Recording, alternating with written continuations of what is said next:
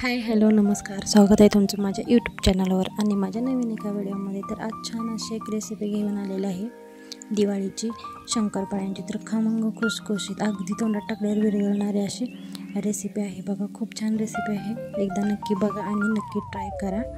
तर बघा कशा झाल्या तिकडे शंकरपाळ्या, अगदी बोटाने दाबलं तरी अशा चुरा होतील अशा शंकरपाळ्या बनलेल्या आहेत आणि दुधामध्ये बनवलेल्या आहेत पूर्ण। तर व्हिडिओ नक्की एकदा बघा आणि अशाच ट्राय करा। तर त्याची रेसिपी बघूयात आपण इकडं।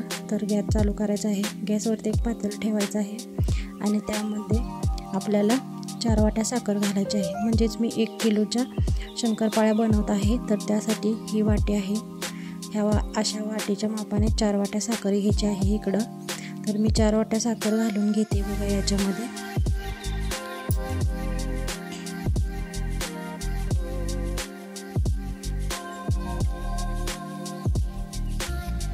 आणि त्यानंतर आपल्याला या साखरेमध्ये दूध ॲड करायचं आहे। त्याच वाटीने 1-2 वाट्या होईल एवढं दूध ॲड करायचं आहे। इकडं मी पातेल्यातून 1 वाटी दूध ओतून घेतलेलं आहे। त्यानंतर अजून 1 वाटी मी यामध्ये दूध ॲड करत आहे बघा आणि गॅस चालू करायचा आहे आपल्याला। आणि ही पूर्ण साखर आपल्याला आता विरघळून घ्यायची आहे दुधामध्ये छान अशी मस्त। 1 वाटी दूध घातलेलं होतं मी, त्यानंतर अजून 1 वाटी घातलेलं आहे। अशा फुल्ल 2 वाट्या भरून आपल्याला दूध घालून घ्यायचं आहे छान मस्त असं।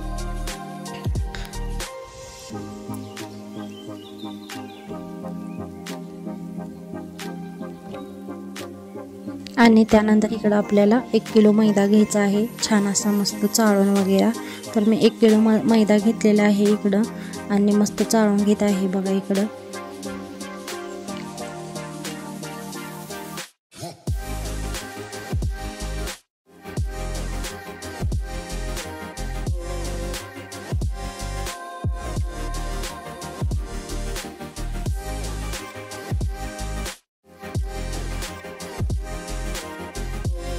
त्यानंतर आपल्याला यामध्ये 1 मोठी वाटी फुल्ल भरून तूप किंवा डालडा असेल तर डालडा ॲड करू शकता। खरं तर यामध्ये सगळ्यांनी तूपच ॲड करा, म्हणजे चवीला पण चांगल्या आणि पौष्टिक होतात आणि छान लागतात चवीला। डालड्याच्या पण खूप छान लागतात, पण डालड्यापेक्षा तूप शरीरासाठी खूप छान असतं म्हणून तूपच वापरू शकता। माझ्याकडे तूप नव्हतं, माझं तूप संपलेलं होतं, त्यामुळे मी इकडं 1/2 किलो डालडा ॲड केलेला आहे। तर इकडं 1/2 किलो डालडा घेतला होता मी छान वितळवून वगैरे आणि तो या पिठामध्ये ॲड केलेला आहे। आणि आता हे पीठ पूर्ण हाताने मॅश करायचं आहे। याच्यामध्ये गाठी वगैरे होतात घातल्यानंतर छान असं मस्त मॅश करून घ्यायचं आहे सगळं। तर मी सगळं व्यवस्थित इकडं हाताने मॅश करून घेते बघा। आणि त्यानंतर आपल्याला हे मळायचंही आहे, तर व्हिडिओ कंटिन्यू बघा, खूप छान रेसिपी आहे। तर अशा पद्धतीने मी इकडं सर्व पीठ हाताने बारीक करून घेत आहे। सगळं जे डालडा घातलेला आहे ते पूर्ण मॅश करून घेत आहे यामध्ये।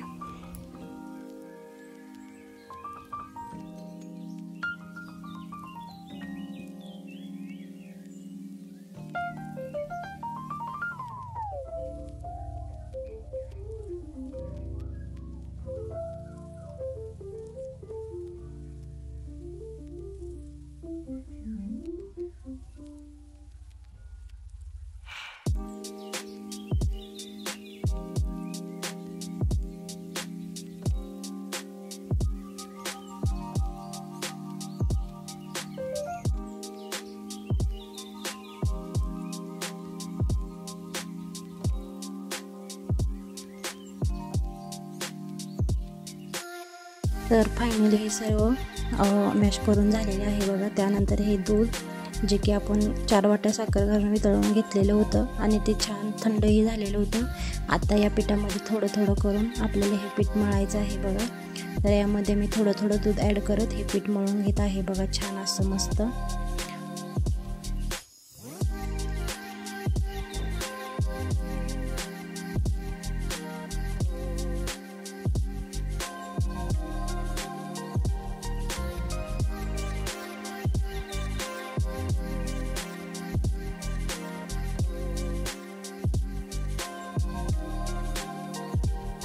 तर फायनली इकडं आपलं पीठ मळून झालेलं आहे बघा। एक 5-10 मिनटं भिजत ठेवलं होतं, त्यानंतर इकडे लाटायला घेतलेलं आहे बघा। पीठ इतकं भारी असं मळलं गेलंय बघा की लाटताना सुद्धा खाली काही लावा वगैरे काही लागत नाही. एकदम असं पातळसर झालेलं छान झालेलं आहे. लाटताना पण एक जाडसरपणा जो येतो, जे जास्त असं ताकद लावून जसं लाटायला लागतं तसं याला लाटाय वगैरे जास्त असं ताकद लावून लागत नाही. आपण चपाती जशी लाटतं तशी हे लाटून निघतं बघा. कारण आपले पीठ असं खुसखुशीत मऊ झालेलं आहे आणि याच्या शंकरपाळ्याही खूप छान खुसखुशीत होतात बघा. आणि असाच व्हिडिओ कंटिन्यू बघा, खूप छान झालेला आहेत शंकरपाळ्या.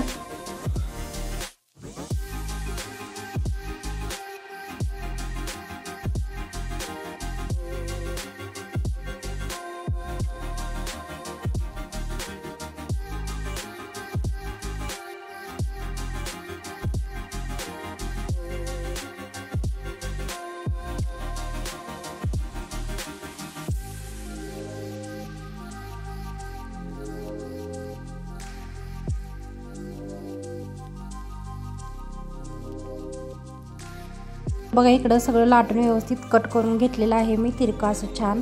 आणि त्यानंतर तेल तापलेलं आहे आपलं गॅसवरती कढईत. आणि यामध्ये आता आपण तळायला टाकूयात. तर छान असं मीडियम गॅसवरती आपल्याला ह्या शंकरपाळ्या भाजून घ्यायच्या आहेत बघा. इकडं मी तेल तापलं का ट्राय केलं आणि त्यानंतर थोडं थोडं करून ह्यातल्या शंकरपाळ्या कापून ठेवल्या होत्या त्या यामध्ये टाकून दिल्यात बघा. आणि बारीक गॅसवरती मी हे भाजलेले आहेत. बारीक म्हणजे मीडियम ठेवायचा. आपण जेव्हा टाकतो शंकरपाळी तवा जरा फुल्ल ठेवायचा, त्यानंतर मीडियम करायचा, म्हणजे आतून पण छान शंकरपाळ्या भाजल्या जातात मस्त अशा.